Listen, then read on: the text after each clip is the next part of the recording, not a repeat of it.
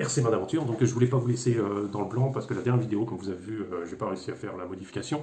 Donc cet après-midi j'ai eu le temps de le faire. Parce que je l'ai pas fait en vidéo parce que c'est un peu compliqué. Je suis obligé de tourner les vidéos le soir quand les enfants sont couchés pour avoir le calme et en même temps, et puis des fois le soir moi je suis plus debout. Alors la modification, j'ai plus la patience d'arriver jusqu'au bout. Mais c'est pas grave, c'est pas ça qui est la question. La question c'est que effectivement j'ai réussi à monter les bras, donc je vais vous monter ça. Ouais, je vais monter. Ce sont bien ceux du DN90, donc du petit, c'est un Defender je crois. C'est un Defender en toutes les couleurs et il doit être aussi sur le Funtech Red. Donc il y a aussi le petit Defender qui est vendu sur Funtech. Je ne sais pas les prix, hein, à mon avis, bon, c'est moins cher. Ou AliExpress. Donc voilà, petit problème concernant ce montage. Je vous explique ça.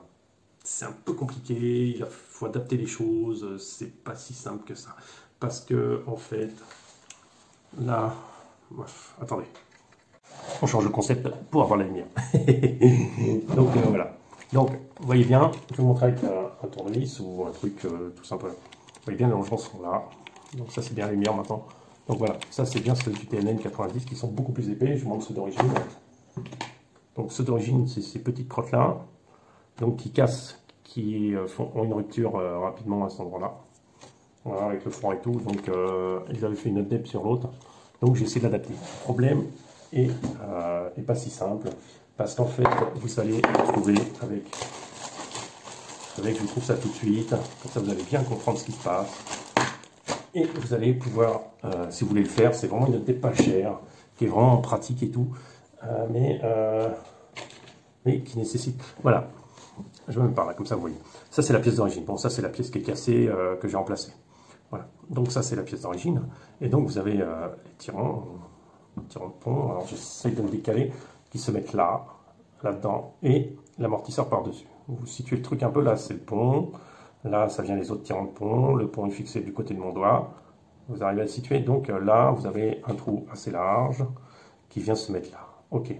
Le problème des autres, c'est qu'ils n'ont pas ce trou assez large. D'accord? Vous avez un trou plus petit. Le problème que ça induit, après, c'est que s'il est plus petit, il ne passe pas. Il ne rentre pas là. Il passe sur le premier, mais pas sur le deuxième. Parce que comme vous voyez, bien sûr, il y a une espèce de double épaisseur. Là. Il y a un truc qui est plus épais et un truc qui est plus fin. OK? Donc, là, vous avez ça, c'est libre, c'est bien, mais sur l'autre, les autres adeptes que vous aurez, ça ne passe pas. Ce qu'il faut faire, pas de panique, ça marche, c'est gratter là. Vous grattez ici avec un cutter, et vous allez le ramener au diamètre d'en haut, du petit. Vous allez travailler un peu gentiment avec la toile, pour le gratter bien, et après, il va passer dedans sans problème. Le truc, c'est qu'il a moins de liberté comme ça, hein. Il est beaucoup plus rigide, mais il va travailler comme ça. Alors ça va gratter un peu au début, il faut regarder si ça gêne pas trop. Si ça frotte un peu, c'est pas grave. De toute façon, avec le temps, ça va se libérer, c'est aucun souci. Mais il faut que ce soit quand même, que vous puissiez le bouger quand même assez facilement, sans trop forcer, quoi. Donc il faut retailler cette pièce, devant et derrière, des quatre côtés. Alors ça c'est celle qui est cassée, mais des quatre côtés, il faut retailler cette partie-là. Sinon ça ne marchera pas. En plus, vous pouvez vous dire, mais sur la pièce, je pourrais agrandir le trou. Non, vous n'avez pas la place. Si vous allez agrandir le trou, vous allez fragiliser la pièce. Donc le mieux, c'est de la garder telle qu'elle est et de juste raboter un peu ici. Si jamais ça pète pendant ce temps-là, c'est pas grave.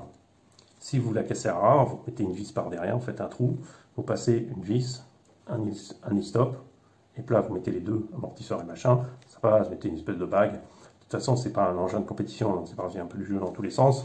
Ça ne fera que du bien à l'engin pour avoir un peu plus de souplesse. Voilà, alors ça c'est le petit hic au niveau du montage qui m'a demandé beaucoup de temps. Deuxième truc, il y a un autre hic. Donc là, c'est pas un hic vraiment, c'est au niveau des fixations ici. Vous avez normalement, sur ce petit bout que j'essaie de vous mettre, là, vous avez un petit truc qui rentre dans le châssis et qui va faire l'espèce de truc qui coulisse. Là, à moins que vous reperciez le châssis pour élargir le trou, pour faire passer le truc dedans, vous pouvez le faire, pas de souci. Ça fait, ça passe. Mais vous pouvez aussi pas vous embêter comme moi. On va dire que je m'embête jamais. Mais vous avez qu'à visser la vis. Voilà, le truc sera un peu plus bas, mais ce sera carrément, ça n'a aucune incidence. Le flex est toujours, hein, comme vous voyez, c'est toujours aussi souple, pas de problème. Hein. Voilà. C'est bien un peu plus raide pour l'instant, parce que bon, les pièces, il faut qu'elles prennent un peu la place. D'accord. Bon, après, comme vous voyez, c'est pas trop raide non plus, hein, on n'est pas non plus dans la folie. Par contre, on a plus de rigidité dans les... beaucoup plus de rigidité dans les axes. L'axe, il bouge presque pas, là. Là, j'y bouge pas. Alors ça, c'est une chose qui est bien à faire. Ça, c'est très bien, parce que du coup, c'est tirant. Vous êtes obligé, si vous voulez, les alus, les métals, ça vous coûte beaucoup de démontage, ça vous coûte beaucoup de changements, et ça vous coûte beaucoup de trucs. Après, si vous voulez juste des plastiques, ça vous coûte 2 €, et vous pouvez le faire vous-même, 2-4 €, enfin, c'est vraiment pas cher. Et vous pouvez le faire vous-même en adaptant selon ce que je dis. Deuxième chose, je suis revenu aux jantes normales, d'origine. Pourquoi? J'explique ça tout de suite. Je le vois pas mal. Pareil, CNT, roll pack, il est envoyé. Je le vois pas mal, je t'explique pourquoi. Je les ai démontés. Alors, parce qu'on a un flasque sur ces jantes qui est assez haut, même très haut. Alors, c'est bien, les jantes, elles sont du poids. Alors, déjà, pour les monter, on est embêté, on est obligé de les coller les pneus, parce que dès qu'on va serrer les trucs, le pneu va se déformer, pareil dans tous les sens.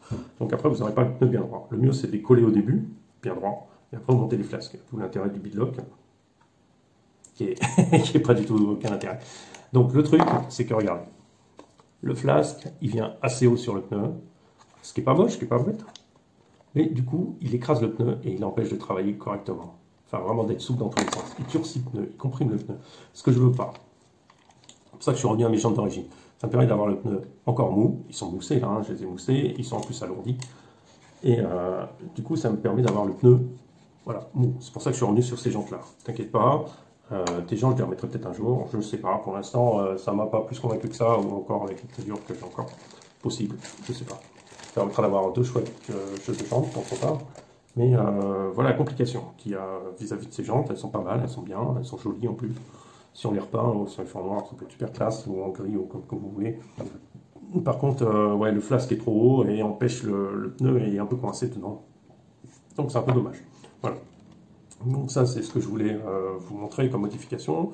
Essentiellement, j'ai aussi montré à l'avant la pièce que j'ai imprimée du site gratuit, je ne sais plus, Binfinder, je ne sais plus, enfin vous connaissez.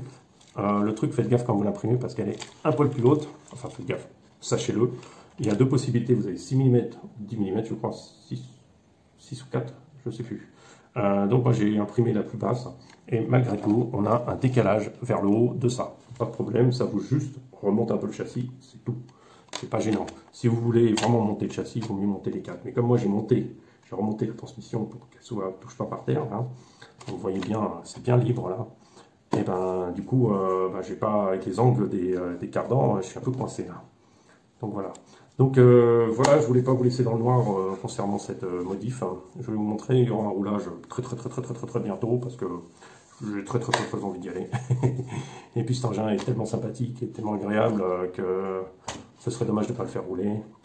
Voilà, je vous souhaite une bonne journée. Restez fidèles à RC Mode Aventure. D'ailleurs, je vous remercie de votre fidélité. N'oubliez pas de liker et de partager mes vidéos s'il vous plaît.